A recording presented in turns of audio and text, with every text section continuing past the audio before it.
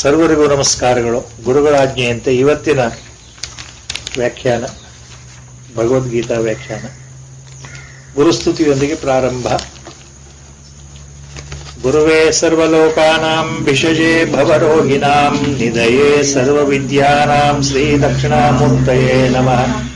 ಸದಾಶಿವಸಮಾರಂಭಾಂ ಶ್ರೀ ಶಂಕರಾಚಾರ್ಯ ಮಧ್ಯಮಾಂ ಅಸ್ಮದಾಚಾರ್ಯ ಪರ್ಯಂತಾಂ ವಂದೇ ಗುರು ಪರಂಪರಾಂ. ಓಂ ನಮೋ ಭಗವತೆ ವಿರಾಜೇಶ್ವರಾಯ. ಓಂ ಶ್ರೀ ಗಣೇಶಾಯ ನಮಃ.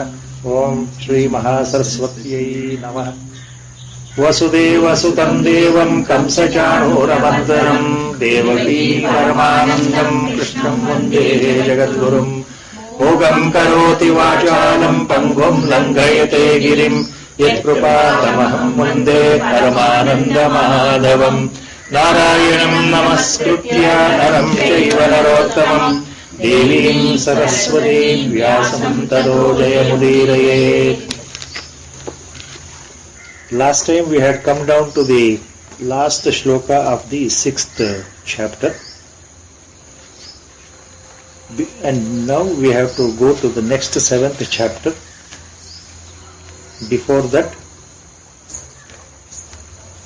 the last shloka of the 6th chapter, Atma Sanyama Yoga or Dhyana Yoga. One or two extra points which were not covered last time to complete it. Then we can think of the next chapter, what Mahapurushas have said. ಹೋದ ಸಲ ನಾವು ಕೊನೆಯ ಶ್ಲೋಕ 47ನೇ ಶ್ಲೋಕ 6ನೇ ಅಧ್ಯಾಯ ಧ್ಯಾನ ಯೋಗ, ಭಗವಂತ ಏನ್ ಹೇಳ್ತಾ ಇದ್ದಾನೆ ಇದನ್ನ ಈ ಕೊನೆಯ ಶ್ಲೋಕದ ಬಗ್ಗೆ ರಾಮ್ ಸುಖದಾಸ್ಜಿಯವರು, ಜ್ಞಾನೇಶ್ವರ ಮಹಾರಾಜರು, ಸೋಮನಾಥಾನಂದಜಿಯವರು ಒಂದು ಬಹಳ ಮುಖ್ಯವಾದ ವ್ಯಾಖ್ಯಾನ ಕೊಟ್ಟಿದ್ದಾರೆ. ಅದನ್ನು ಹೇಳ್ತಾ ಇದ್ದಿದ್ದು ಹೋದ್ಸಲ. ಯೋಗಿನಾಮಪಿ ಸರ್ವೇಷಾಂ ಮದ್ಗತೇನಾಂತರಾತ್ಮನ ಶ್ರದ್ಧಾವಾನ್ ಭಜತೆ ಯೋ ಮಾಂ ಸಮೇ ಯುಕ್ತ ತಮೋ ಮತಃ ಸಹ ಮೇ ಯುಕ್ತತಮಃ ಮತಃ. ಮೇ ಮತಃ ಯಹ ಶ್ರದ್ಧಾವಾನ್ ಭಜತೆ ಸಹ ಯುಕ್ತತಮಃ. ಎಲ್ಲ ಯೋಗಿಗಳು ಎಲ್ಲರೂ ನನಗೆ ಪ್ರಿಯರಾದವರೇ, ನನ್ನ ಭಕ್ತರೇ ಆಗಿದ್ದಾರೆ, ನನ್ನನ್ನ ನೆನೆಸ್ಕೊಳ್ತಾರೆ. ಎಲ್ಲ ಯೋಗಿಗಳು ಯುಕ್ತ, they are all really good. But among the good yogis, who is the best yogi according to my considered opinion, Lord is telling.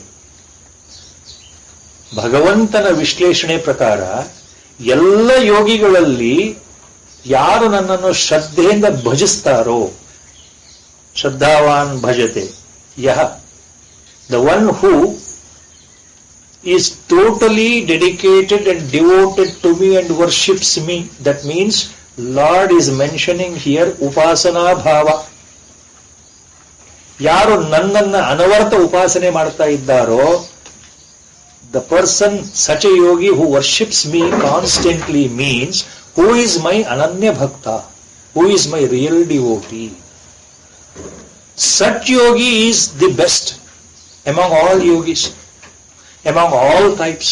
All types andre last time it was told. Compared, see, karma yogi is the best. Jnana yogi is also best. The one who follows Sankhya Nishta or Jnana Marga or Vichara Marga is the best. The one who follows Nishkama Karma Yoga is the best. Lord is mentioning these points in the different chapters accordingly. In the beginning introduction 2 years back, if you can recollect, 2 years back when the introduction on Bhagavad Gita was given, Gurudev had told me one specific point, go in detail. So there I remember now, by Guru's grace. Why our Gurudev, all Mahatmans say Bhagavad Gita is very difficult to understand, andre lot of confusions set in our mind at different levels when you read Bhagavad Gita. As a Parayana Grantha, you may not get the doubts. When you do Parayana, no doubts. But when you start looking into the meaning of each verse, shloka, here and there doubts will come.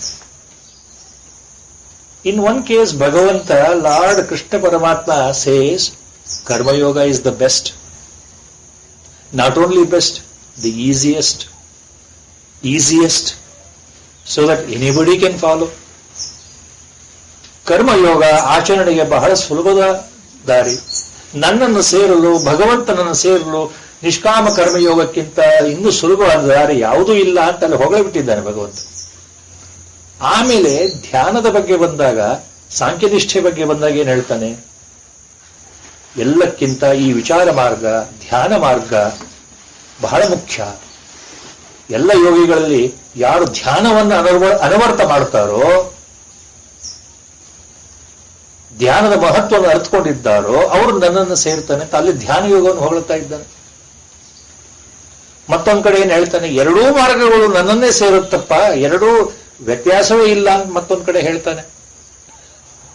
Whether you follow ಕರ್ಮ ಮಾರ್ಗ or ಧ್ಯಾನ ಮಾರ್ಗ or this what is called as Sankhya Yoga or Karma Yoga, both are the roots which appear to be different but they are one and the same. Ultimately you reach me only. ಅದು ಹೇಳಿದ ಮೇಲೆ ಇಲ್ಲಿ ಏನ್ ಸೂಚನೆ ಬರ್ತಾ ಇದೆ ಈ ಕೊನೆಯ ಶ್ಲೋಕದಲ್ಲಿ? ಎಲ್ಲ ಇಂತಹ ಯೋಗಿಗಳಿಗಿಂತ ಭಕ್ತನಾದವನು ನನಗೆ ತುಂಬಾ ಪ್ರಿಯ, ಅವನು ಅತ್ಯುತ್ತಮ. He is the best, the one who worships me, one who does my upasana constantly, one who is devoted to me andre one who is my real bhakta. A real bhakta is greater than all types of yogis anta illi conclusion in the 6th chapter. Please remember, 6th chapter dhyana yoga or atma samya yoga, in the main summary of the 6th chapter is he has already explained importance of dhyana. Please remember that. ಹಿಂದಿನ ಶ್ಲೋಕಗಳು ನೋಡ್ತಾ ಹೋದ್ರೆ ಧ್ಯಾನ ಅಂದ್ರೆ ಏನು, ಧ್ಯಾನವನ್ನು ಹೇಗೆ ಮಾಡಬೇಕು, ಧ್ಯಾನದ ಮಹತ್ವ ಏನು, ಧ್ಯಾನದ ಫಲ ಏನು, ಧ್ಯಾನ ಯೋಗದ ಬಗ್ಗೆ ಭಗವಂತ ಹೇಳಿ ಅದರ ಪ್ರಾಮುಖ್ಯತೆಯನ್ನು ತಿಳಿಸಿ, ಯೋಗ ಮಾರ್ಗದಲ್ಲಿ, ಆಧ್ಯಾತ್ಮದಲ್ಲಿ ಎಲ್ಲಕ್ಕಿಂತ ಶ್ರೇಷ್ಠವಾದ ಮಾರ್ಗ ಅಂದ್ರೆ ಧ್ಯಾನ ಮಾರ್ಗ ಅಂತ ಹೇಳಿ, ಈಗ ಕೊನೆಯಲ್ಲಿ ಏನು ಹೇಳ್ತಾ ಇದ್ದಾನೆ? ಎಲ್ಲ ರೀತಿಯ ಯೋಗಿಗಳಿಗಿಂತ ಯಾರು ನನ್ನ ನಿಜವಾದ ಭಕ್ತರೋ, ನನ್ನನ್ನು ಉಪಾಸನೆ ಮಾಡ್ತಾರೋ ಅವರು ಶ್ರೇಷ್ಠತಮ, superlative degree. He is the best. ಯುಕ್ತತಮಃ. Please remember, last time it was quoted. Yukta means already the chosen one, already the person who is interested in spirituality, already the person who wants to know what is my real purpose of the birth, why I am born as a human being, what is my goal. When such spiritual questions have arisen in the mind, he is already yukta. He is the best compared to the entire world. ಇಡೀ ಪ್ರಪಂಚದಲ್ಲಿ ಮಾಯೆಯಲ್ಲಿ ಮುಸುಕು ಹಾಕಿಕೊಂಡು ಮೋಹದಲ್ಲಿ ಬಿದ್ದಿರತಕ್ಕಂತಹ ಜನಗಳನ್ನು ಹೋಲಿಸಿದರೆ ಭಗವಂತನ ಬಗ್ಗೆ ವಿಚಾರ ಬರುತ್ತಲ್ಲ, ಶುಭೇಚ್ಛೆ, enquiry, they are all really the best. When that is the case, they are all yukta people. Anybody having spiritual aspiration is really the best compared to normal people. ಲಕ್ಷಾಂತರ ಕೋಟ್ಯಾಂತರ ಜನಗಳು ಭೂಮಿಯಲ್ಲಿ ಆಗಲೂ ಇದ್ರು, ಹಿಂದೂ ಇದ್ರು, ಈಗಲೂ ಇದ್ದಾರೆ, ಮುಂದೂ ಇರ್ತಾರೆ ಅಂತ ಅಂದ ಮೇಲೆ, ಭಗವಂತನ ಸೃಷ್ಟಿ ಅನಾದಿ ಅಂತ ಅಂದ ಮೇಲೆ, ಜಗತ್ತು ಅನಾದಿ. ಯಾವ ರೀತಿ ಅನಾದಿ ಅಂತಂದ್ರೆ ಇದಕ್ಕೆ ಆದಿ ಎಲ್ಲಿದೆ ಗೊತ್ತಿಲ್ಲ, ಅಂತ್ಯ ಯಾವತ್ತೂ ಗೊತ್ತಿಲ್ಲ ಅಂತ. From the relative point of view, this is a long standing divine sport being played by Lord. ಭಗವಂತನ ಇದು ಕ್ರೀಡೆ, ಒಂದು ಲೀಲೆ. It is a sport. Nobody knows. When that is the case, why Lord says ಸ ಯೋಗಿ ಯುಕ್ತತಮಃ. Is not only ಯುಕ್ತತಮಃ. So ಇಲ್ಲಿ ಮಹಾತ್ಮರು ಹೇಳೋ ಪ್ರಕಾರ ಭಕ್ತಿ ಯೋಗದ ಪ್ರಾಮುಖ್ಯತೆ ಬಗ್ಗೆ ಹೇಳ್ತಾ ಇದ್ದಾನೆ ಭಗವಂತ. ಅದು ಹೋದ ಸಲ ನಿಂತಿತ್ತು. Acharya Madhva has given a wonderful commentary on this word Yuktatama. Who is the best yogi? Who is the Yuktatama? For the word Yuktatama, Acharya Madhva says, wonderful commentary. Yukta means the good one. Who is Yukta? ಯಾರು ನಾನಾ ವಿಧವಾದ ದೇವತೆಗಳನ್ನ ಆದಿತ್ಯ, ರುದ್ರ, ವರುಣ ಈ ರೀತಿ ಇತರೆ ನಾನಾ ವಿಧವಾದ ದೇವತೆಗಳನ್ನ ಸಕಾಮರಾಗಿ ಪೂಜೆ ಮಾಡ್ತಾರೋ, the people who worship different gods, people who worship with some motive in their mind, either to get benefits in this life or to get heaven after death. ಈ ಲೋಕದಲ್ಲಿ, ಇಹಲೋಕದಲ್ಲಿ ಅಥವಾ ಪರಲೋಕದಲ್ಲಿ ಸ್ವರ್ಗ ಪ್ರಾಪ್ತಿಯಾಗುವ ಕಾಮನೆಯಿಂದ ಅನ್ಯ ದೇವತೆಗಳನ್ನ ಸಕಾಮರಾಗಿ ಯಾರು ಪೂಜೆ ಮಾಡ್ತಾರೋ, ಯಾರು ಭಜಿಸ್ತಾರೋ ಅವರು ಯುಕ್ತರು, ಒಳ್ಳೆಯವರು. Who is yuktatara according to Acharya Madhva? Yuktatara is, they are the better people, better yogis who worship Lord Vishnu or Lord Narayana or Lord Hari as the only sole important Parabrahma Vastu. ಯಾರು ವಿಷ್ಣುವನ್ನೇ, ಆ ಹರಿಯನ್ನೇ, ವೈಕುಂಠವಾಸಿಯಾಗಿರ್ತಕ್ಕಂತಹ ಶ್ರೀಮನ್ ನಾರಾಯಣನನ್ನೇ ನನ್ನ ದೇವರು, ಜಗತ್ತೊಡೆಯ ಅಂತ ಭಾವಿಸಿ ಸಕಾಮರಾಗಿ ವಿಷ್ಣುವನ್ನು ಪೂಜೆ ಮಾಡ್ತಾರೋ ಅವರು ಯುಕ್ತತರರು. ಯುಕ್ತತರ, they are the better yogis who worship Lord Narayana as the God, supreme God, as the highest God, as only God, with some desires in the mind. ಯುಕ್ತತರ. And those people who worship Narayana, Vishnu, ವೈಕುಂಠವಾಸಿ, with nishkama bhava, ಯಾರು ನಿಷ್ಕಾಮರಾಗಿ ಯಾವ ಆಸೆಯೂ ಇಲ್ಲದೆ ಶ್ರೀಮನ್ನಾರಾಯಣನನ್ನ, ವೈಕುಂಠಪತಿಯಾದಂಥ ಶ್ರೀಹರಿಯ ಧ್ಯಾನದಲ್ಲೇ ಕಾಲ ಕಳೀತಾರೋ, ಆತನ ಸ್ಮರಣೆಯಲ್ಲೇ ಕಾಲ ಕಳೀತಾರೋ, ಅನನ್ಯವಾಗಿ ಆತನಲ್ಲೇ ಭಕ್ತಿ ತೋರಿಸ್ತಾರೋ ಅವರು ಯುಕ್ತತಮ. That is Acharya Madhva's commentary. Ultimately the point is, as last time it was told, the confusion appears to be there when you take individually these shlokas. ಏನು ಭಗವಂತ ಹೀಗೆ ಹೇಳ್ತಾ ಇದ್ದಾನಲ್ಲ, this was told in the introduction. Lord at one time praises only Karma Yoga, at one time he praises only Sankhya Yoga or Vichara Marga, path of knowledge, path of inquiry, path of knowing about the self, and at one time he praises only Dhyana Yoga, or at one time he is praising only Bhakti Yoga. So when the mind starts thinking in that smaller parameters, confusion sets in. ನಾವು ಬಿಡಿಬಿಡಿಯಾಗಿ ತಕ್ಕೊಂಡ್ರೆ ನಮ್ಮ ಮನಸ್ಸಲ್ಲಿ ಭಕ್ತಿ ಯೋಗ ಅನ್ನೋದು ಬೇರೆ, ಕರ್ಮ ಯೋಗ ಅನ್ನೋದು ಬೇರೆ, ಸಾಂಖ್ಯ ಯೋಗ ಅಥವಾ ಧ್ಯಾನ ಯೋಗ ಅನ್ನೋದೇ ಬೇರೆ, ಅದು ಒಂದು ಸಂಬಂಧ ಇಲ್ಲ. ಕುಂಡಲಿನಿ ಯೋಗ ಅನ್ನೋದೇ ಬೇರೆ, ಲಯ ಯೋಗ ಅನ್ನೋದೇ ಬೇರೆ, ಮಂತ್ರ ಯೋಗ ಅನ್ನೋದೇ ಬೇರೆ. ಈ ರೀತಿ ನಾವು ಮನಸ್ಸಲ್ಲಿ ಮಾಡಿಕೊಂಡ್ರೆ, ಈ ಭಾವನೆಗಳಿಟ್ಕೊಂಡಾಗ ಇಲ್ಲಿ ಸಂದೇಹಗಳು, ಸಂಶಯಗಳು ಬರುತ್ತೆ. ಭಗವಂತ ಏನ್ ಹೇಳ್ತಾ ಇದ್ದಾನಲ್ಲಪ್ಪ, ನಮಗೆ ತಲೆಗೆ ಹೋಗ್ತಾ ಇಲ್ವಲ್ಲ, ಯಾವುದನ್ನ ನಂಬಬೇಕು? ಭಗವಂತನ ಮಾತೆ. ಆದ್ದರಿಂದ ಭಗವಂತ ಇಲ್ಲೊಂದು ಅಲ್ಲೊಂದು ಹೇಳ್ತಾ ಇದ್ದಾನಲ್ಲ ಅನ್ನೋ ಸಂಶಯ ಬರುತ್ತೆ. ನಮ್ಮ ಗುರುಗಳು ಅದಕ್ಕೆ ಬಹಳ ಸ್ಪಷ್ಟವಾಗಿ ಇದನ್ನು ಹೇಳಿದ್ದಾರೆ. Beginning he has made these points very clear while editing the Science of Bhagavad Gita, the new latest version. Whenever such doubts used to be there in the mind, he used to clarify the doubts then and there. That is how it has been imprinted here in the brain. So our Gurudev always used to say this point. Take everything in entirety. Don't split and understand. Yoga, ultimately the word yoga means going towards Godhead. ಇಷ್ಟು ನೆನಪಿಟ್ಕೊಳ್ಳಿ ಅಂತ ಹೇಳ್ತಾ ಇದ್ರು. ಯೋಗ ಅನ್ನೋ ಶಬ್ದ ಮನಸ್ಸಲ್ಲಿ ಸಂದೇಹ ತರಬಾರದು. ಯೋಗ ಅಂದ್ರೆ ಪರಮಾತ್ಮನನ್ನ ಸೇರೋದು ಅಂತ ಅರ್ಥ. ಒಟ್ಟಿನಲ್ಲಿ ನಾವು ಪರಮಾತ್ಮನನ್ನ ಹೊಂದೋದು ಅದು ಯೋಗ, ಪರಮಾತ್ಮನನ್ನ ಅನುಭವಿಸೋದು ಅದು ಯೋಗ, ಪರಮಾತ್ಮನ ಸಾಕ್ಷಾತ್ಕಾರ ಮಾಡ್ಕೊಳ್ಳೋದು ಯೋಗ, ಅಥವಾ ಪರಮಾತ್ಮನ ದರ್ಶನ ಈ ಜನ್ಮದಲ್ಲಿ ಹೊಂದೋದು ಯೋಗ. ಅಂದ್ರೆ ಮನಸ್ಸು ಆಧ್ಯಾತ್ಮ ಶಾಸ್ತ್ರದ ಕಡೆ ಹೋಗೋದು ಯೋಗ. ಆ ಯೋಗಕ್ಕೆ ಹೆಸರುಗಳು ಬೇರೆ ಬೇರೆ ಇದ್ರು, ಬೇರೆ ಬೇರೆ ದಾರಿಗಳು ಕೊನೆಗೆ ಒಂದೇ ಒಂದು ಗುರಿಯನ್ನು ಸೇರುತ್ತವೆ ಅನ್ನುವ ಹಾಗೆ our Gurudev made this point very clear, which Somanathanandaji in the introduction to Bhagavad Gita has same point he has mentioned very clearly. This was told 2 years before.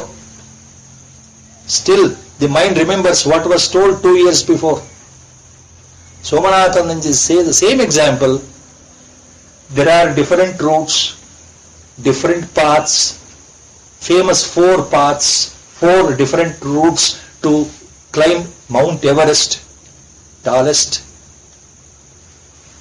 Himalayan peak. So in whichever route you go, each route appears difficult to climb for mountaineers. For climbers, it is their own experience. Each route is different. It is totally different. The obstacles, everything is, what they encounter is different. But ultimately they reach the same point, the highest summit. ನಮ್ಮ ಗುರುಗಳು ಅದನ್ನೇ ಹೇಳ್ತಾ ಇದ್ರು. ದಾರಿಗಳು ಬೇರೆ ಬೇರೆ ಇದ್ರೂ ಸಹ ಸೇರೋ ಗುರಿ ಒಂದೇ. Ultimately you reach God only. ಆದ್ರಿಂದ ಡೋಂಟ್ ಗೆಟ್ ಕನ್ಫ್ಯೂಸ್ಡ್. ಭಕ್ತಿ ಯೋಗದ ವಿಶೇಷತೆ ಯಾಕೆ ಹೇಳ್ತಾ ಇದ್ದಾನೆ ಭಗವಂತ ಅಂತಂದ್ರೆ ಅದು ಬೇರೆ ಅಂತ ಅರ್ಥ ಅಲ್ಲ. ಎಲ್ಲವನ್ನೂ ಒಟ್ಟಿಗೆ ನಾವು ಅಳವಡಿಸ್ಕೊಳ್ಬೇಕು ಅನ್ನೋ ದೃಷ್ಟಿಯಿಂದ ಭಗವಂತ ಯಾರಿಗೆ ಯಾವುದು ಸುಲಭವೋ ಆ ಮಾರ್ಗವನ್ನು ತೋರಿಸ್ತಾ ಇದ್ದಾನೆ. ಮುಂದೆ ಬರುತ್ತೆ, these things will come again in the later. There he goes on explaining, whichever is the easiest way, you follow that way. ಧ್ಯಾನ ಮಾಡ್ಲಿಕ್ಕೆ ಆಗಲ್ವಾ? You can't sit and do meditation, don't bother. ಅಯ್ಯೋ ವಿಚಾರ ಮಾರ್ಗ, path of inquiry with viveka prajna, with shut ಸಂಪತ್ತಿ, very difficult. ಮೋಕ್ಷತ್ವ, I can't understand. ಇಹಾಮೂತ್ರ ಫಲ ಭೋಗ ವಿರಾಗ, I cannot understand. All these things, don't bother. Bhajan, Kirtan, Sankirtan, Namasmarana, Japa, I am not able to do constantly, don't bother. That's how he goes on telling later. Do what is best to you. Let the mind and heart be open towards me, I am there always. Lord ultimately is hinting, those who are pure in their intention in the heart, I am always visible to you. I always bless you.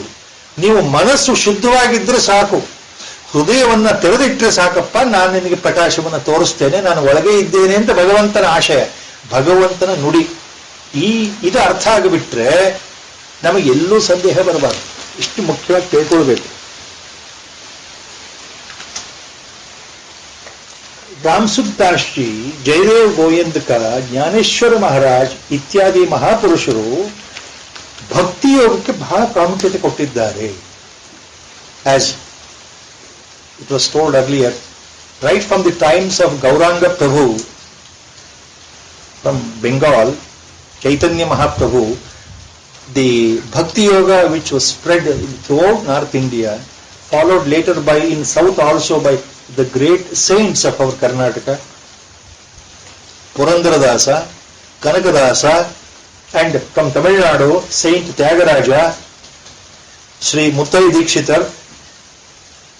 See, they propagated the same Bhakti Marga throughout. We have number of examples in the history, starting from Mirabai to Sant Sakubai of Pandharpur, and also Sant Kabir of Kashi. Bhakti Yoga prominence already there established, well established. ನಮಗೆ ಇದು easy ಆಗೋದಾದ್ರೆ ನಾವು ಭಕ್ತಿನೇ ಮಾಡೋಣ ಅಂತ ಹೇಳ್ತಾರೆ.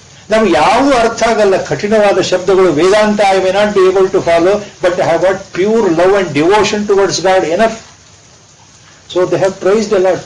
Even Adi Shankaracharya, who is supposed to be the foremost, greatest divine personality, Paramatma Swarupa, Shiva Swarupa, Adi Shankaracharya propounded once again, re-explained Advaita philosophy already existing in Upanishads, but still he gave importance to bhakti. Please remember that. ಆಚಾರ್ಯರು ಬಹಳ ಶುಷ್ಕವಾದ ವೇದಾಂತವನ್ನು ಹೇಳಲಿಲ್ಲ. ಕೇವಲ ಶುದ್ಧ, ಕೇವಲ ನಿರ್ವಿಶೇಷ ಅದ್ವೈತವನ್ನಷ್ಟೇ ಹೇಳಲಿಲ್ಲ ಅವರು. ಆತ್ಮ ಸಾಕ್ಷಾತ್ಕಾರಕ್ಕೆ, ನಿರ್ವಿಕಲ್ಪ ಸಮಾಧಿಗೆ ಹೇಗೆ ಹೋಗಬೇಕು ಅಂತ ಅಷ್ಟನ್ನೇ ಹೇಳಲಿಲ್ಲ ಅವರು. ಧ್ಯಾನ ಯೋಗದ ಮಹತ್ವ ಅಷ್ಟೇ ಹೇಳಲಿಲ್ಲ ಅವರು. ಬ್ರಹ್ಮಸೂತ್ರ ಭಾಷ್ಯಗಳಲ್ಲಿ, Bhagavad Gita ಭಾಷ್ಯದಲ್ಲಿ, Upanishad ಭಾಷ್ಯಗಳಲ್ಲಿ, in all the prasthanatraya, he did not just simply stuck to the Vichara Marga. The same Vichara Marga, please remember, in our times, Maharshi, Ramana Maharshi of Tiruvannamalai, again explained, same way, in a detailed, simple way. But remember, Acharya never only stuck to that point. Look at his wonderful compositions on bhakti. Kanakadhara Stotra is there, Yamunashtaka is there, Gangashtaka is there. Above all, you have Saundarya Lahari, Bhashya and Lalita Sahasranama, all these things, and different stotras are there, Manisha Panchakam, Nirvana Shatkam, each one propounds bhakti only. So he also told you the importance of bhakti. So simple words. And remember, I think the best form of this, one of the stotra ratnas is Moha Mudgara. ಬಹಳ ಸುಲಭವಾದ ಸಂಸ್ಕೃತ, ನಮ್ಮಂತ ಸಂಸ್ಕೃತ ಬರದವರಿಗೂ ಅರ್ಥ ಆಗ್ತಕ್ಕಂಥ ಸುಲಭವಾದ ಶಬ್ದಗಳು. ಆ ಮೋಹ ಮುದ್ಗರ ಸ್ತೋತ್ರ ಇದೆಯಲ್ಲ, that Moha Mudgara stotra is well known as Bhajagovindam also, and all of us we know it. And the very first starting shloka itself propounds what? You go into analysis of that. Why Acharya says Bhajagovindam? And why the stotra is named as Bhajagovindam stotra only? What is the significance? We have to understand those things to understand what is bhakti. Why Lord says here, why Lord has given a hint here about the bhakti marga itself. Bhajagovindam, the very first stanza, you could recollect yourself. What is the point Acharya has mentioned? ಏನು ಹೇಳ್ತಾ ಇದ್ದಾರೆ ಆಚಾರ್ಯರಲ್ಲಿ? ವಯಸ್ಸಾಗಿರತಕ್ಕಂಥ ವ್ಯಕ್ತಿ, ವೃದ್ಧಾಪ್ಯದಲ್ಲಿರತಕ್ಕಂಥ ವ್ಯಕ್ತಿ, ತುಂಬಾ ವಯಸ್ಸಾಗಿದೆ, ಹಣ್ಣು ಮುದುಕನಾಗಿದ್ದಾನೆ, ಈಗಲೋ ಆಗಲೋ ಸಾವು ಸನ್ನಿಹಿತ, ಇವತ್ತೋ ನಾಳೆನೋ ಆತ ಮರಣ ಹೊಂದಬೇಕು, ಇವತ್ತೇ ಬರಬಹುದು, ಮುಂದಿನ ಕ್ಷಣವೇ ಬರಬಹುದು, ಅಷ್ಟು ವಯಸ್ಸಾಗೋಗಿದೆ. ಅಂತಹ ವಯಸ್ಸಾದ ವ್ಯಕ್ತಿ ಸಂಸ್ಕೃತ ವ್ಯಾಕರಣ ಕಲಿತಾ ಇದ್ದಾನಲ್ಲ ಕೂತ್ಕೊಂಡು ಮನೆ ಜಗಲಿನಲ್ಲಿ, ಅದನ್ನ ನೋಡಿ ಅವರು ಕಲಿಕರ ಆಯ್ತಲ್ಲ. ಯಾಕೆ? ಅವ್ರು ಹೋಗ್ಬೋದಾಗಿತ್ತಲ್ಲ ಹಾಗೆ. He could have bus passed through. But why he felt pity on that old man sitting in front of the veranda of his house, and he was trying to learn Sanskrit grammar. Such a aged person, a very old man, a ripe man, about to die any moment. Death will come and devour him any moment. He doesn't know, but he is learning Sanskrit grammar, the most difficult. And Acharya, with all compassion, with all divine love, with all unconditioned love, with ahayituka prema, without expecting anything in reward, now he gives him that upadesha. Look, old man, what is that you are doing here? You don't know when you will die. You are already old. In the same Moha Mudgara, next he uses another shloka. Angam galitam mundam jatum tundam dashana vihinam. He is referring to the old man only. You are already old. You are about to die. Today or tomorrow. Time is very short. Life is too short. Any second, any hour, today, tomorrow, you will die. And precious time, whatever is left, you are wasting your time in there, learning grammar. Why? And the fellow answers, if I learn Sanskrit grammar now, then I'll be able to understand Sanskrit very well, so that I can understand Vedas and Upanishads. To know the Vedas, to understand Upanishad, I should know Sanskrit. So I am learning the grammar. Look at that. So much aspiration. And time is too short. So that is how unconditional love pours from the Acharya's heart. His heart melts away.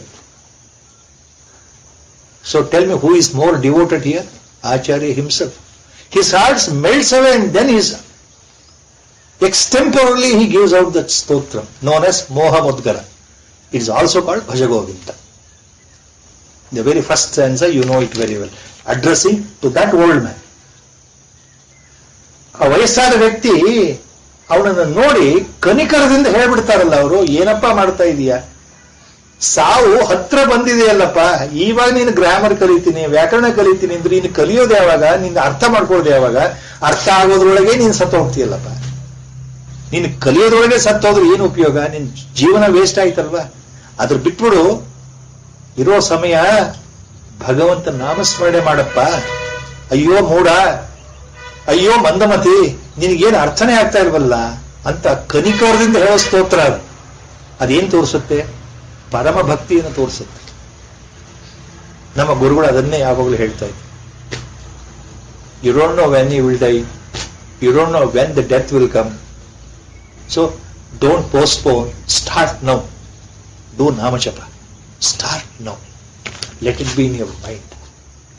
Same thing what Acharya said 1200 years before, our Gurudev is telling.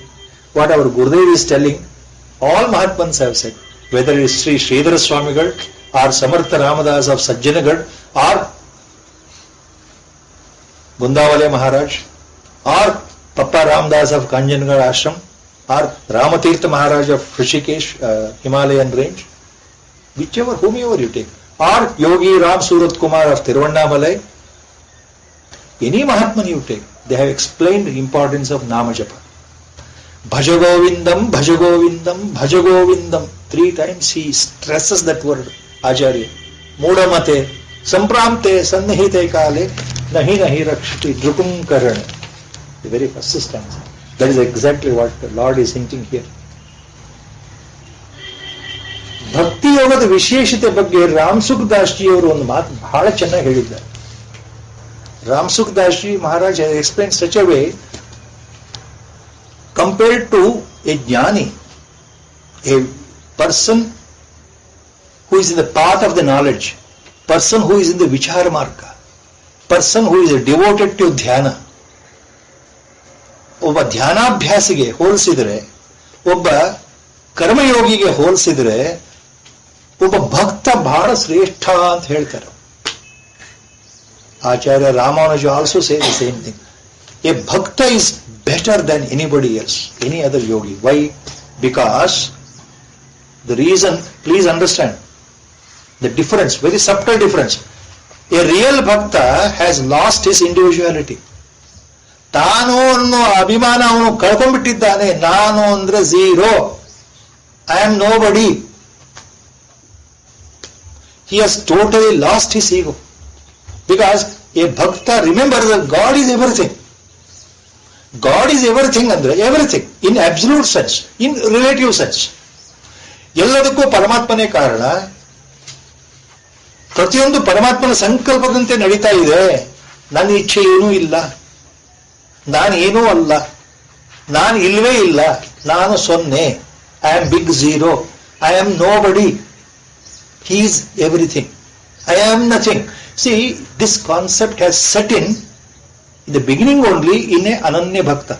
ಯಾರು ನಿಜವಾದ ಭಕ್ತರಾಗಿದ್ದಾರೋ ಅವರಿಗೆ ಪರಮಾತ್ಮನ ಬಿಟ್ಟರೆ ಇನ್ನೇನು ಕಾಣ್ತಾ ಇಲ್ಲ ಅಂತ ನಾವು ತಿಳ್ಕೊಳ್ಬೇಕು. ಇದು ಬಹಳ ಕಷ್ಟ.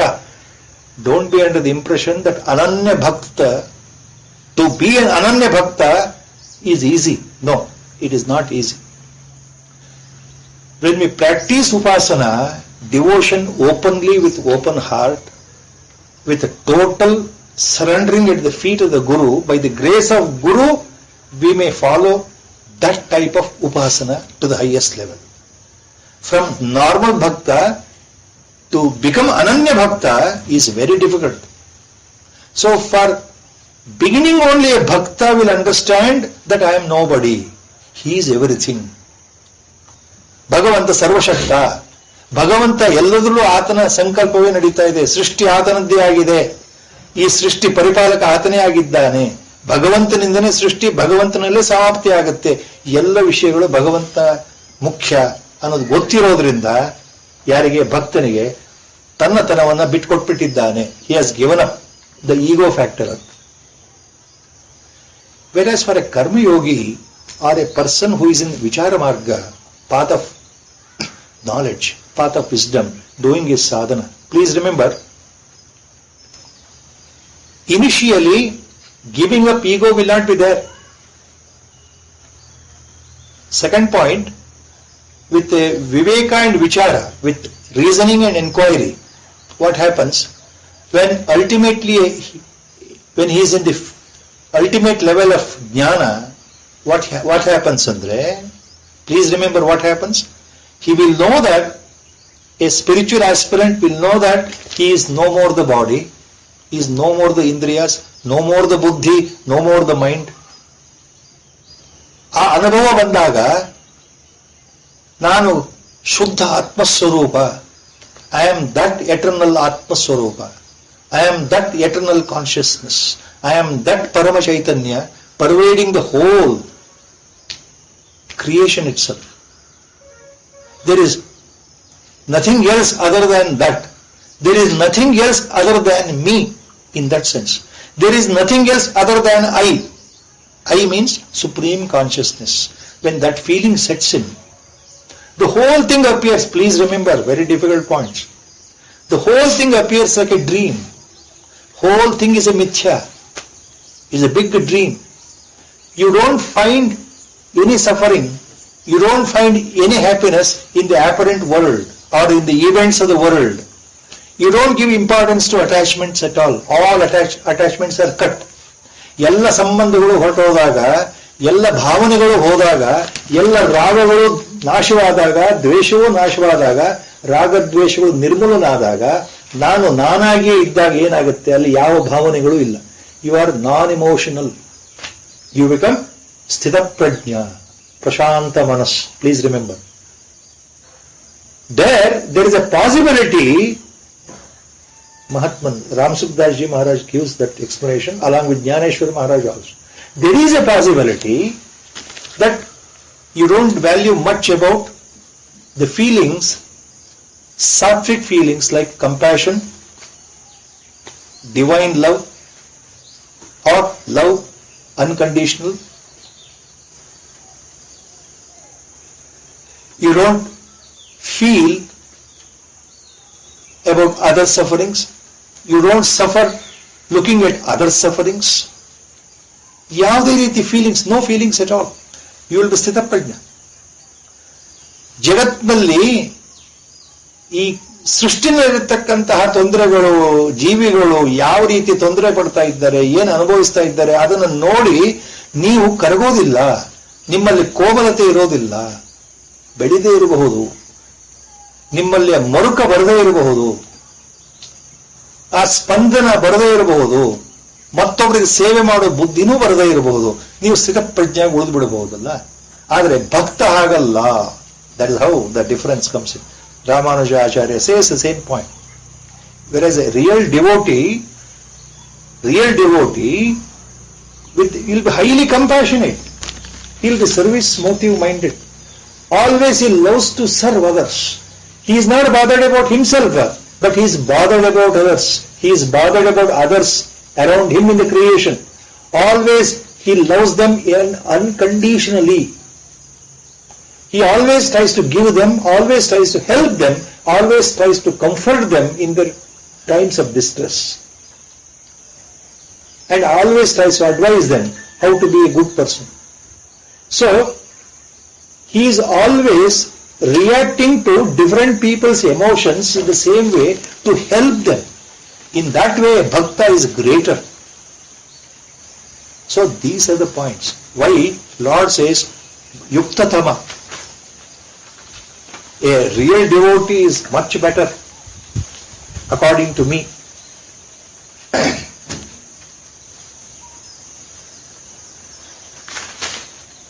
So, illige we are with the last point we are coming to the end of the 6th chapter. One last point, 6th chapter. The last point is, again, 2 years back, we have to revert back. Madhusudana Saraswati, the great Jnani of North India, while explaining Vyakhyan on Bhagavad Gita here, he mentions one point in the introduction. ಅವರು ಆರಂಭದಲ್ಲಿ ಭಗವದ್ಗೀತಾ ಭಾಷ್ಯದಲ್ಲಿ ಏನು ಹೇಳ್ತಾರೆ ಮಧುಸೂದನ ಸರಸ್ವತಿಗಳು ಅಂದ್ರೆ, ಈ 18 ಅಧ್ಯಾಯಗಳು ಇದೆಯಲ್ಲ ಭಗವದ್ಗೀತೆಯಲ್ಲಿ, ಪ್ರತಿ 6 ಅಧ್ಯಾಯ ಒಂದು ಪ್ರಮುಖ ಘಟ್ಟವನ್ನು ಸೂಚಿಸುತ್ತೆ. ಮೊದಲ 6 ಅಧ್ಯಾಯಗಳು ತತ್ವಮಸಿ ಮಹಾವಾಕ್ಯವನ್ನು ನೀವು ತೆಗೆದುಕೊಂಡ್ರೆ, ಉಪನಿಷತ್ತಲ್ಲಿರತಕ್ಕಂಥ ತತ್ವಮಸಿ ಮಹಾವಾಕ್ಯ, ತತ್ ತ್ವಂ ಅಸಿ, you are that only. Tvam means you, tat means that, asi you are that only, ನೀನು ಅದೇ ಆಗಿದ್ದೀಯೇನು ಮಹಾವಚನ. Taking that Mahavakya into consideration, Madhusudana Saraswati now applies the same point here to Bhagavad Gita. First 6 chapters. ಈ ಮೊದಲ 6 ಅಧ್ಯಾಯಗಳು ತ್ವಂ ಪದಾರ್ಥದ ವಿಶ್ಲೇಷಣೆ ಏನಿದೆಯೋ, ತ್ವಂ ನೀನು ಅನ್ನೋ ಪದಾರ್ಥದ ವಿಶ್ಲೇಷಣೆ ಏನಿದೆಯೋ ಅದಕ್ಕೆ ಸಂಬಂಧಪಟ್ಟ ಹಾಗೆ ಮೊದಲು 6 ಅಧ್ಯಾಯಗಳು ಬಂದಿದೆ. The first 6 chapters actually they mainly denote, they emphasize the inner meaning of the word tvam. ನೀನು ಅಂದ್ರೆ ಇಲ್ಲಿ ಮಧುಸೂದನ ಸರ್ ಹೇಳೋ ಪ್ರಕಾರ ನೀನು ಅಂದ್ರೆ ದೇಹ ಅಲ್ಲ, ಶರೀರ ಅಲ್ಲ, ಈ ಒಳಗಡೆ ಇರತಕ್ಕಂತಹ ಜೀವಾತ್ಮ ಅಂದ್ರೆ ಒಳಗಡೆ ಇರತಕ್ಕಂಥ ಕ್ಷೇತ್ರಜ್ಞ. ಮುಂದೆ ಬರುತ್ತೆ, ಕ್ಷೇತ್ರಜ್ಞ ಯೋಗದಲ್ಲಿ ಬರುತ್ತೆ. ಒಳಗಡೆ ಇರತಕ್ಕಂಥ ಜೀವಾತ್ಮ ಅದು ತ್ವಂ ಅಂತ. ತ್ವಂ ಪದಾರ್ಥದ ವಿಶ್ಲೇಷಣೆ ಏನಿದೆಯೋ ಅದು ಈ ಮೊದಲ 6 ಅಧ್ಯಾಯಗಳಲ್ಲಿ ಬಂದಿದೆ. ಮುಂದಿನ 6 ಅಧ್ಯಾಯಗಳಲ್ಲಿ ಅಂದ್ರೆ 7th chapter onwards, the next 6 chapters will cover it is mainly pertaining to the inner meaning of tat padartha. ಅದು ಯಾವುದು? ಪರಮ ಚೈತನ್ಯ, ಪರಬ್ರಹ್ಮ ವಸ್ತು. ಹಾಗೆ ಅವರು ವಿಶ್ಲೇಷಣೆ ಕೊಡ್ತಾರೆ. ಕೊನೆಯ 6 ಅಧ್ಯಾಯಗಳು ಅಸಿ ಅನ್ನೋದರ ಎರಡರ ಸಮನ್ವಯತೆ, ಜೀವಾತ್ಮ ಪರಮಾತ್ಮ ಎರಡು ಬೇರೆ ಅಲ್ಲ, ಎರಡು ಒಂದೇ ಅನ್ನೋ ಮುಖ್ಯ ಭಾವಾರ್ಥ ಅಸಿ ಅನ್ನೋದ್ರಲ್ಲಿ ಏನಿದೆಯಲ್ಲ, ಆ ಅಸಿ ಅನ್ನೋ ಪದಾರ್ಥದ ಆ ಒಂದು ಪದದ ವಿಶ್ಲೇಷಣೆ ಏನಿದೆಯಲ್ಲ ಅದು ಕೊನೆ 6 ಅಧ್ಯಾಯಗಳಲ್ಲಿ ಕಂಡು ಬರುತ್ತೆ. ಇದು ಮಧುಸೂದನ ಸರಸ್ವತಿಗೆ ಹೇಳಿರೋ ಮಾತು. ಈಗ ಇಷ್ಟೆಲ್ಲ ವಿಚಾರಗಳ ಮಧ್ಯೆ 6ನೇ ಅಧ್ಯಾಯ ಕೊನೆಗೆ ಬಂದ್ಬಿಟ್ಟಿದ್ದೇವೆ. ಓಂ ತತ್ಸದುತಿ ಶ್ರೀಮದ್ಭಗವದ್ಗೀತಾಸೂಪನಿಷತ್ಸು ಬ್ರಹ್ಮವಿದ್ಯಾಯಾಂ ಯೋಗಶಾಸ್ತ್ರೇ ಶ್ರೀಕೃಷ್ಣಾರ್ಜುನ ಸಂವಾದೆ ಆತ್ಮಸಂಯಮ ಯೋಗೋ ನಾಮ 6ೋऽಧ್ಯಾಯಃ. ಇನ್ನು ಮುಂದೆ 7ನೇ ಅಧ್ಯಾಯಕ್ಕೆ ಬರ್ತಾ ಇದ್ದೇವೆ. ಜ್ಞಾನ ವಿಜ್ಞಾನ ಯೋಗ, 7th chapter. ಓಂ ಶ್ರೀ ಪರಮಾತ್ಮನೇ ನಮಃ.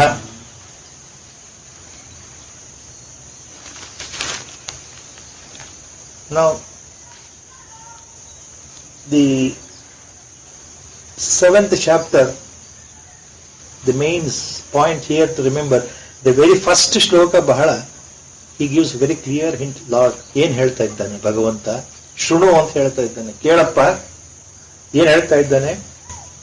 ಸಮಗ್ರಂ ಮಾಂ ಯಥಾ ಜ್ಞಾಸ್ಯಸಿ ಶೃಣು. To know me completely, the ins and outs, I will give you the secrets, now listen. That's how he starts actually. So, the 7th chapter, Jnana Vijnana Yoga name, is important in the sense some secrets which will never understand the human mind, the human intellect. Our brain cannot fathom, our mind cannot go deeper into the secrets of Paratattva. In the spiritual field, certain things have to be experienced, cannot be told. Even Lord also he mentions here only a few points which can be grasped, not all the points. ಪರಮಾತ್ಮನ ವಿಭೂತಿಗಳ ಬಗ್ಗೆ, ವಿಶೇಷತೆ ಬಗ್ಗೆ, ಪರಮಾತ್ಮನ ಅವತಾರ ತತ್ವದ ಬಗ್ಗೆ, ಪರಮಾತ್ಮನ ರಹಸ್ಯದ ಬಗ್ಗೆ, ನಿರಾಕಾರ ಮತ್ತು ಸಾಕಾರ ತತ್ವಗಳ ವಿಶ್ಲೇಷಣೆ ಬಗ್ಗೆ ಇಲ್ಲಿ ವಿಶದವಾಗಿ ಭಗವಂತ ಎಲ್ಲೂ ಹೇಳ್ತಾ ಇಲ್ಲ. ಯಾಕೆ ಅಂದ್ರೆ ಅದು ಮನಸ್ಸಿಗೂ ಬುದ್ಧಿಗೂ ಮೀರಿದ ವಸ್ತು, ಕೇವಲ ಅನುಭವಕ್ಕೆ ಬರುವ ವಸ್ತು. ಆದ್ದರಿಂದ ಸೂಚ್ಯವಾಗಿ indirectly he is giving some hints here and there, very precisely of course. That we have to understand.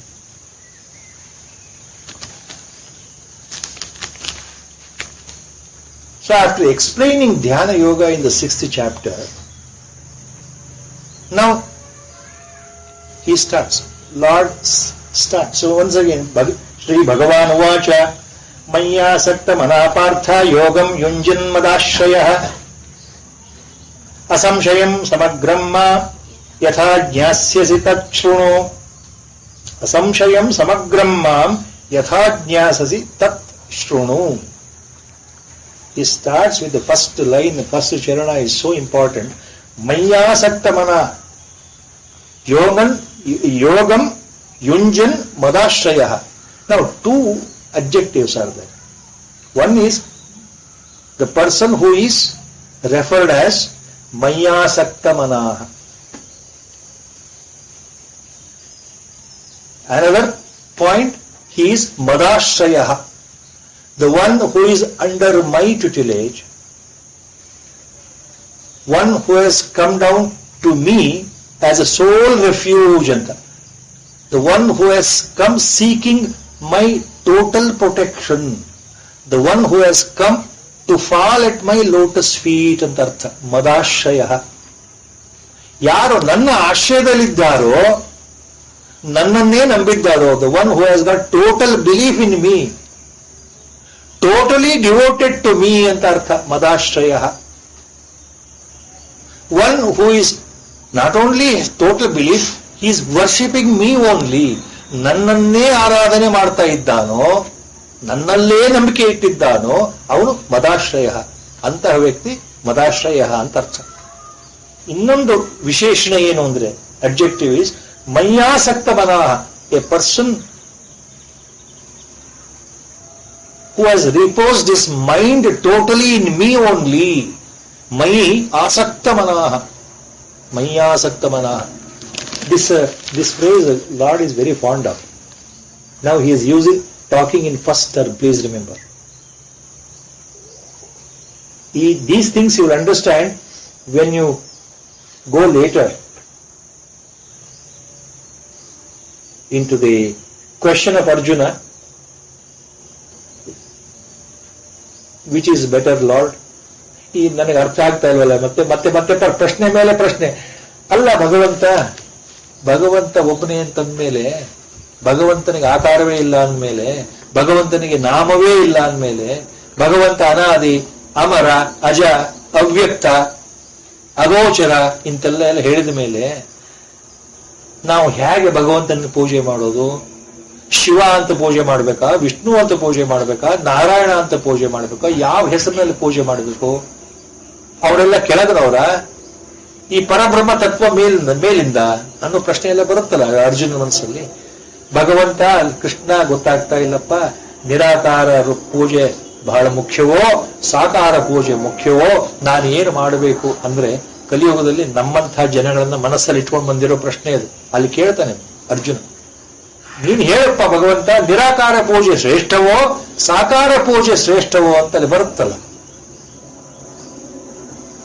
ಅಲ್ಲಿ ಬಂದಾಗ ಅದು ಉತ್ತರ ಅಲ್ಲಿ ಬರುತ್ತೆ, ಭಗವಂತ ಏನ್ ಹೇಳ್ತಾನೆ. ಆದ್ರೆ ಇಲ್ಲಿ ತಿಳ್ಕೊಳ್ಬೇಕಾಗಿರೋದು ಅಂತಂದ್ರೆ, ಇಲ್ಲಿ ಮಯಿ ಅನ್ನೋ ಶಬ್ದ ಎಲ್ಲೆಲ್ಲಿ ಬರ್ತಾ ಇದೆಯೋ, wherever the word mayi word has been used, aham word has been used, mam word has been used in Bhagavad Gita by Lord Krishna ಅಂದ್ರೆ, we have to remember he is talking in the saguna form only. ಸಗುಣಾಕಾರನಲ್ಲಿ ಆ ಪರಬ್ರಹ್ಮ ತತ್ವ, ಆ ಬ್ರಹ್ಮ ತತ್ವ, ಸಗುಣ ರೂಪದಿಂದ ಬಂದಿರತಕ್ಕಂತಹ ಬ್ರಹ್ಮ ತತ್ವ ಪರಮಾತ್ಮನೇ ಮಾತಾಡ್ತಾ ಇದ್ದಾನೆ ಅಂತ ತಿಳ್ಕೊಳ್ಬೇಕು. ದ ಸೇಮ್ ಪರಬ್ರಹ್ಮ ತತ್ವ in the form of name and form appearing and talking ಅಂತ ತಿಳ್ಕೊಳ್ಬೇಕು. ಇಂದು ಇಷ್ಟ ದೇವತಾ ಫಾರಮ್ ಅಂತ ನಾವು ತಿಳ್ಕೊಳ್ಬೇಕು. Wherever the word my, ನನ್ನಲ್ಲಿ, ಇನ್ ಮೀ, ಆರ್ ಅಹಂ, ಐ, ಆರ್ ಮಾಮ್, me only, such words are there. See, ಮಯ್ಯಾಸಕ್ತ ಮನಃ ಪಾರ್ಥ ಯೋಗಂ ಯುಂಜನ್ ಮದಾಶ್ರಯಃ. ಯೋಗಂ ಯುಂಜನ್ ಮದಾಶ್ರಯಃ. ಯೋಗವನ್ನ ಅವಲಂಬಿಸಿ ಯೋಗ ಮಾರ್ಗದಲ್ಲಿ, ಸಾಧನಾ ಮಾರ್ಗದಲ್ಲಿ ಮುಳುಗಿ, in the field of spirituality, by practising spirituality, by doing sadhana ಅಂತ ಅರ್ಥ. ಯೋಗಂ ಯುಂಜನ್ ಮದಾಶ್ರಯ ಮಯ್ಯಾಸಕ್ತ ಮನಃ. ಸಚ್ ಪೀಪಲ್, ಯಾರು ಆ ಭಾವದಲ್ಲಿದ್ದಾರೋ ಅಂತಹ ವ್ಯಕ್ತಿಗಳಿಗೆ ನಾನು ಹೇಳುವ ಅರ್ಥ ಆಗತ್ತೆ. ಯಾವುದು? ಸಮಗ್ರವಾಗಿ ನಾನು ಏನು, who I am. Such people will understand. So you be like that Arjuna. That is how he starts 7th chapter with a clear upadesha. Look Arjuna, you should be like such a yogi, such a person who is maya saktamanaha madashrayah. Then what happens? If you are like that, then asamshayam, without any doubt, samagram mam yatha jyasyasi tat shunu. Without doubt you will understand, you will come to know who I am. In totality ಅಂತ ಅರ್ಥ. ಅದು ಮಯ್ಯಾಸಕ್ತ ಮನಃ ಶಬ್ದ ಯಾಕೆ ಮುಖ್ಯ ಅಂದ್ರೆ, ಮುಂದೆ ಎಷ್ಟೋ ಕಡೆ ಇದು ಬರುತ್ತೆ, ಮುಂದೆ ಬರೋ ಶ್ಲೋಕಗಳು ಬರುತ್ತೆ. ಮನ್ಮನಾಭವ ಅನದರ್ ಶ್ಲೋಕ ಇಸ್ ದೇರ್. ಅವ್ರ Gurudev used to take out that phrase, manmanabhava, repose your mind in me only. ಅಂದ್ರೆ you devote yourself to me. ಅಂದ್ರೆ ನೀನು ನನ್ನಲ್ಲಿ ಭಕ್ತಿಯನ್ನು ಇಡು, ಅಥವಾ ನನ್ನನ್ನ ಭಕ್ತಿಯಿಂದ ಭಜಿಸು, ನನ್ನನ್ನು ಆರಾಧಿಸು ಅಂತ ಅರ್ಥ. ಮನ್ಮನಾಭವ, ನಿನ್ನ ಮನಸ್ಸನ್ನು ನನ್ನಲ್ಲಿಡುವಂತ ಅರ್ಥ ಏನು? ನಾಮ ಜಪವನ್ನು ಮಾಡ್ತಾ ಇರು. ಸಿಂಪಲ್. ಯಾವಾಗಲೂ ನನ್ನ ಹೆಸರು ತಗೊಳಪ್ಪ ಸಾಕು ಅಂತ ಭಗವಂತನ ಆಶಯ, ಭಗವಂತನ ಒಂದು ನಮಗೆ ದೊಡ್ಡ ಉಪದೇಶ, ಸರಳವಾದ ಉಪದೇಶ. ನೀನು ನನ್ನ ಭಜನೆಯನ್ನು ಮಾಡ್ತಾ ಇರು ಸದಾಕಾಲ, ನನ್ನ ಸ್ಮರಣೆಯಲ್ಲಿ ಇರುವಂತ ಅರ್ಥ. ಅದೇ ಅರ್ಥ ಮನ್ಮನಾಭವ ಅಂದ್ರು ಅದೇ, ಮಯ್ಯಾಸಕ್ತ ಮನಃ ಅಂದ್ರು ಅದೇ, ಮೈಯೇವ ಮನ ಆಲತ್ಸ್ವ ಅಂದ್ರು ಅದೇ ಅರ್ಥ. ನೀನು ಮನಸ್ಸನ್ನು ನನ್ನಲ್ಲೇ ಇಡು. ಮೈ ಏವ ಮನ ಆದತ್ಸ್ವ another ಶ್ಲೋಕ is there. All these words. So Lord says, with your mind purely devoted to me, by practicing yoga, and you totally depending on me, if that is the case, then you understand exactly what I am. ಆಗ ನನ್ನ ಸಮಗ್ರವಾದ ನನ್ನ ಇರುವಿಕೆ, ನಾನು ಯಾರು ಅನ್ನೋ ರಹಸ್ಯ ಅರ್ಥ ಆಗತ್ತಪ್ಪ ನಿನಗೆ. ಆವಾಗ ಮಾತ್ರ ಅರ್ಥ ಆಗುತ್ತೆ. ಅದನ್ನು ಹೇಳ್ತೀನಿ ಕೇಳಿ ಇವಾಗ ಅಂತ. So now he says, I am going to give you those secrets about myself ಅಂತ ಅರ್ಥ. ಮೈಸೆಲ್ಫ್ ಬಹಳ ದೊಡ್ಡ ಮಾತು ಹೇಳ್ತಾ ಇದ್ದಾನೆ ಭಗವಂತ. ನನ್ನ ಬಗ್ಗೆ ನಿನ್ ತಿಳುವಳಿಕೆ ಕೊಡ್ತಾ ಇದ್ದೀನಿ, ಕೇಳಪ್ಪ ಮಗು ಅಂತ ಹೇಳ್ತಾ ಇದ್ದಾನೆ ಭಗವಂತ ಅಂತ. ಜ್ಞಾನಂ ತೇಹಂ ಸ ವಿಜ್ಞಾನಂ ಇದಂ ವಕ್ಷ್ಯಂ ಅಶೇಷತಃ ಯಜ್ಞಾತ್ವಾ ನೇಹ ಭೂಯಃ ಅನ್ಯಜ್ಞಾತವ್ಯಂ ಅವಶಿಷ್ಯತೆ. ಯಜ್ಞಾತ್ವಾ ನ ಇಹ ಭೂಯಃ ಅನ್ಯತ್ ಜ್ಞಾತವ್ಯಂ ಅವಶಿಷ್ಯತೆ. ಸೆಕೆಂಡ್ ಶ್ಲೋಕ. ಜ್ಞಾನಂ ತೇಹಂ ಸವಿಜ್ಞಾನಂ ಇದಂ ವಕ್ಷ್ಯಾಮಿ ಅಶೇಷತಃ. ಅಶೇಷತಃ ವಕ್ಷ್ಯಾಮಿ means, see, without any doubt at all, without giving you any point to think having a doubt, without you being in any doubtful situation, I'll explain in such a way all your doubts are cleared. Asheshatah. See, ಯಜ್ಞಾತ್ವಾ ನ ಇಹ ಭೂಯಃ ಜ್ಞಾತವ್ಯಂ ಅವಶಿಷ್ಯತೆ ನ ಅವಶಿಷ್ಯತೆ. ಯಾವುದನ್ನ ತಿಳ್ಕೊಂಡ್ರೆ ಮತ್ತೆ ಮುಂದೆ ಏನೂ ತಿಳ್ಕೊಳ್ಳೋ ಅವಶ್ಯಕತೆನೇ ಇಲ್ಲವೋ, ಎಲ್ಲವನ್ನೂ ತಿಳಿದಂಗಾಯಿತೋ ಅಂತಹ ವಿಷಯವನ್ನು ನಿನಗೆ ತಿಳಿಸ್ಕೊಡ್ತೇನೆ ಕೇಳಪ್ಪ. ಈ ಜ್ಞಾನ ಮತ್ತು ವಿಜ್ಞಾನ. ಜ್ಞಾನಂ ದೇಹಂ ಸ ವಿಜ್ಞಾನಮಿದಂ ಅಂದ್ರೆ ಸವಿಜ್ಞಾನಮಿದಂ ಅಂದ್ರೆ ವಿಜ್ಞಾನ ಸಹಿತವಾದ ಜ್ಞಾನ. This jnana along with vijnana I am going to explain to you, Arjuna. After listening this, there is nothing else remains for you to know. Once you know what is jnana along with vijnana, if you understand these words correctly, concepts correctly, ಜ್ಞಾನ ಮತ್ತು ವಿಜ್ಞಾನ ಅನ್ನುವ ಈ ಸಿದ್ಧಾಂತ ಏನಿದೆಯಲ್ಲ, ಈ ತಿಳುವಳಿಕೆ ನಿನಗೆ ಸರಿಗೆ ಬಂದ್ರೆ, if you understand very correctly, precisely, our Gurudev used to say this point in a beautiful way. He used to say, this is called Padartha Jnana. Very difficult. What is Padartha Jnana? Or he used to say Artha Jnana. Yeah, both are same. ಪದಾರ್ಥ ಜ್ಞಾನ ಅಥವಾ ಅರ್ಥಜ್ಞಾನ ಅಂದ್ರೆ ನಮ್ಮ ಗುರುಗಳು ಹೇಳ್ತಾ ಇದ್ದಿದ್ದು ಶಬ್ದಗಳು. What is arthajnana? ಸರಿಯಾದ ತಿಳುವಳಿಕೆ, precise correct understanding in the mind or in the intellect here by guru's grace or grace of the Lord. ಭಗವಂತನ ಕೃಪೆಯಿಂದ ಅಥವಾ ಸದ್ಗುರುವಿನ ಕೃಪೆಯಿಂದ ಸರಿಯಾದ ತಿಳುವಳಿಕೆ. ಯಾವ ತಿಳುವಳಿಕೆ? ಪರಬ್ರಹ್ಮ ವಸ್ತು, ಪರಮಾತ್ಮ ವಸ್ತು, ಪರಮಾತ್ಮ ಅಂದ್ರೆ ಏನು ಅನ್ನುವ ಸರಿಯಾದ ತಿಳುವಳಿಕೆ, ಬಹಳ ಪಕ್ಕಾ ತಿಳುವಳಿಕೆ, ಯಾವ ಸಂಶಯಕ್ಕೂ ಎಡೆ ಕೊಡದಂತೆ, ಯಾವ ಸಂದೇಹವೂ ಇಲ್ಲದಂತೆ ಎಲ್ಲ ಸಂಶಯಗಳನ್ನ ಕತ್ತರಿಸಿ ಆ ತಿಳುವಳಿಕೆ ಈ ಬುದ್ಧಿನಲ್ಲಿ, ಈ ವಿಜ್ಞಾನಮಯ ಕೋಶದಲ್ಲಿ ಉಂಟಾಗತ್ತಲ್ಲ, ಅದು ಗುರುಕೃಪೆಯಿಂದ ಅಥವಾ ಭಗವಂತನ ಕೃಪೆಯಿಂದ. ಅದು ಪದಾರ್ಥ ಜ್ಞಾನ ಅಥವಾ ಅರ್ಥಜ್ಞಾನ ಅಂತ ಗುರುಗಳು ಹೇಳ್ತಾ ಇದ್ರು. ಈ ಅರ್ಥಜ್ಞಾನ ಆಗೋದೇ ಕಷ್ಟಪ್ಪ ಅಂತ ಹೇಳ್ತಾ ಇದ್ರು ಗುರುಗಳು. Everybody will not understand this, they will not have this ಪದಾರ್ಥ ಜ್ಞಾನ because they are not blessed in this birth, they are not chosen in this birth. They are leading their life like all other people under the sway of Maya, under the influence of Raga and Dvesha and Vasanas, according to their prarabdha. They are leading their life. They are struggling in their life. They are suffering in their life. They are always, our Gurudev's fond words, always they are searching happiness. They are in pursuit of happiness. And they are in pursuit of happiness, always thinking of making more and more and more and more money. So they are suffering and dying and reborn. They are born and reborn. Born and reborn. This is going on. This cycle is going on. Our Gurudev's wordings always used to come back to that point. See, look, this is never-ending story. They are not chosen. They don't know what is God. Andre, they don't understand importance of their life, their purpose of life, because they don't have padartha jnana. Very few are chosen. Look, very few are chosen by God, andre because of our purva janma punya. Always all Mahatmans have watched for that. All of us, we know how lucky we are at the lotus feet of our Gurudev. ಇದು ನಮ್ಮ ಗುರುಗಳು ಯಾವಾಗ ಹೇಳಿ, ಪದಾರ್ಥ ಜ್ಞಾನ ಎಲ್ಲರಿಗೂ ಆಗಲ್ಲಪ್ಪ, ಬಹಳ ಕಷ್ಟ, ಅದು ಸಾಧನೆಯಿಂದ ಬರ್ತಕ್ಕಂಥದ್ದು. ಹೋದ ಜನ್ಮದಲ್ಲಿ ಮಹಾ ಸಾಧನೆ ಆಗಿರಬೇಕು, ಈ ಜನ್ಮದಲ್ಲೂ ಸಾಧನೆ ಆಗಬೇಕು ಅಂದ್ರೆ ಗುರುಗಳು ಹೇಳಿದ್ದು ಗುರುಕೃಪೆ ಇದ್ರೆ ಮಾತ್ರ ಬರುತ್ತೆ. ಆ ಪದಾರ್ಥ ಜ್ಞಾನ ಅಥವಾ ಜ್ಞಾನ ವಿಜ್ಞಾನ ಸಹಿತವಾಗಿ ನಾನು ನಿನಗೆ ಹೇಳ್ಕೊಡ್ತೇನೆ ಅರ್ಜುನ, ತಿಳಿಸ್ತೇನೆ ಅರ್ಜುನ ಅಂತ ಹೇಳ್ತಾ ಇದ್ದಾನೆ ಭಗವಂತ.